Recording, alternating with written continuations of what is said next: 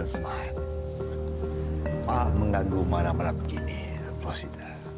Tak cukup dengan saya, tukang kebun saya pun inspektor kacau.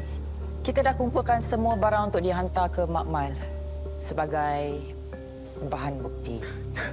Itu akan buktikan apa, Inspektor Liana? Sepatutnya pihak polis bekerja keras cari isteri saya kat luar sana, bukan dekat sini. Kami bukan nak tuduh. Cuma ini perkahwinan kedua Encik Razman. Dan kedua-dua isteri Encik Razman hilang. Macam ada pattern. Apa awak nak cakap ni? Saya bunuh diorang? Encik Razman yang cakap.